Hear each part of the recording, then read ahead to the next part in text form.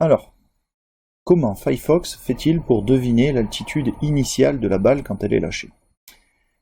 Et bien, ce qui va nous permettre de trouver la réponse, ce sont les informations qu'il y a marquées sur l'interface.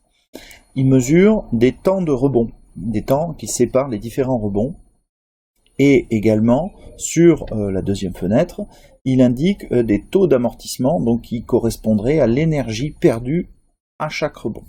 Ce sont ces deux informations-là qui vont lui permettre de remonter jusqu'à l'altitude initiale. C'est-à-dire que je vous avais indiqué que le temps de vol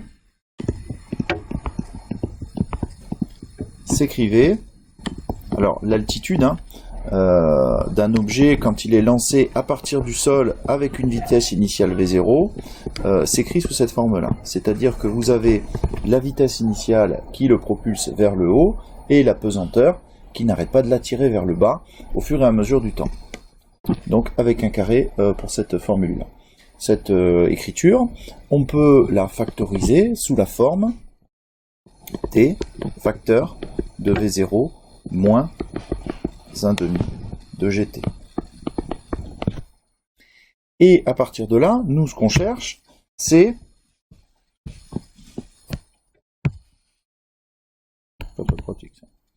donc, non, c'est pas ce que j'ai demandé. On cherche T tel que Y de T est égal à 0. On cherche quand est-ce que en fait la balle touche le sol. On a deux solutions. Soit T est égal à 0, et ça correspond en fait T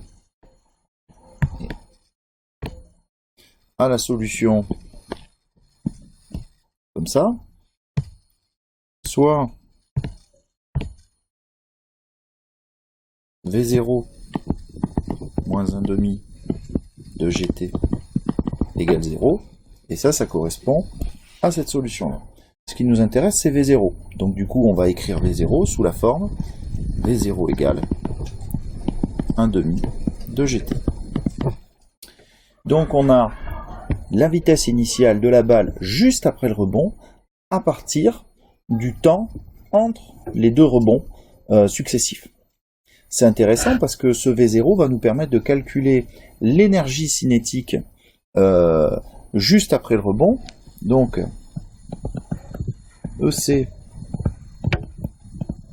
juste après le rebond, et celle-là je vais l'écrire ECB, et ECB elle est égale à 1,5 de M V0 carré. Le V0 qui est là, c'est celui qui est ici.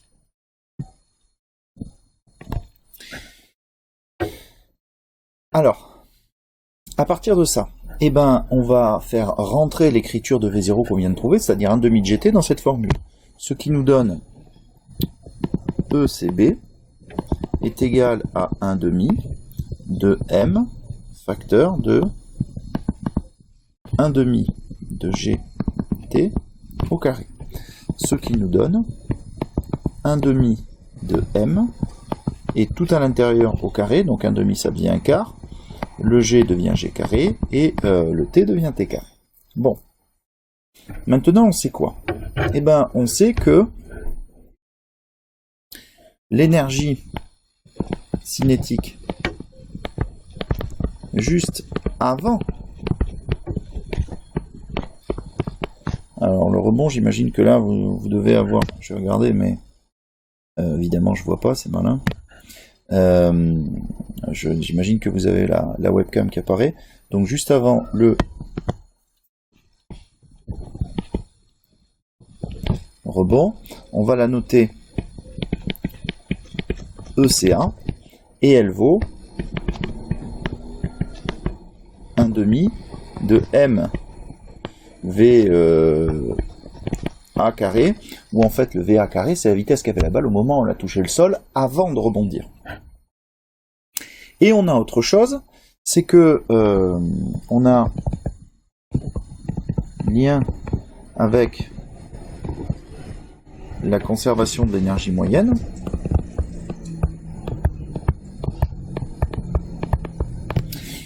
l'application nous dit que, en fait, l'énergie cinétique après le rebond est égale à 67,3% en moyenne à l'énergie cinétique avant le rebond. Donc on a, en fait,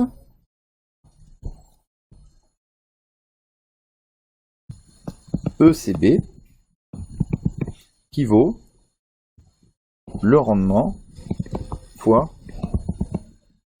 ECA. Hein, vous avez compris, ce machin-là, il vaut 67,3% dans la vidéo que je vous ai montré. Du coup, eh ben, on a la possibilité de remonter jusqu'à l'altitude, parce que l'énergie cinétique qui est ici, on va le mettre en noir, ce machin-là, là, or, ECA, c'est égal à l'énergie de position initiale, donc elle vaut M, G,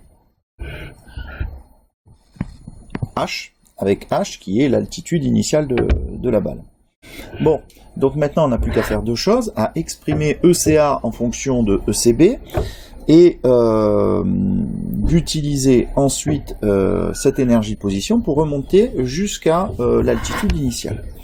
Donc on va faire ça maintenant. On a ECA qui est égal à 1/2 de M VA carré, mais on a aussi ECB qui est égal au rendement fois ECA. Donc en clair, que ECA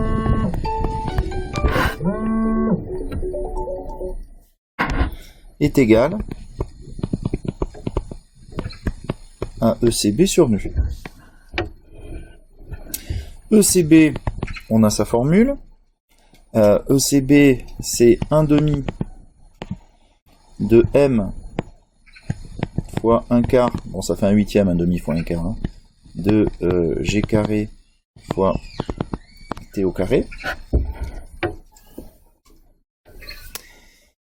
Et tout ça divisé par nu. Maintenant qu'on a ECA, on va pouvoir appliquer cette formule-là pour retrouver l'énergie de position. C'est-à-dire qu'en fait, on se retrouve avec ECA qui valait MGH, hein, qui est ici, et donc on a MGH qui vaut 1/8 de M G carré T carré sur nu. On va pouvoir simplifier par M des deux côtés, et on peut également simplifier par G. Et on se retrouve finalement avec H qui est égal à G T carré sur 8 fois le rendement, donc 67%. Avec l'application et les valeurs qu'on a nous, on a G qui vaut 9,8 fois 0,436 secondes, c'est ce qu'a donné le logiciel dans la mesure, divisé par 8 fois 67,3%, donc 0,673. Et ce machin-là, c'est égal à 0,346 mètres. Donc 34,6 cm. Ce que vous voyez, c'est que cette valeur, elle est proche de la valeur qui est calculée par phyphox, qui est un petit peu différente, ce qui veut dire que phyphox doit peut-être rajouter d'autres coefficients, mais ça, sans avoir le code exact, on peut pas le savoir. Toujours est-il que cette méthode-là fonctionne à peu près.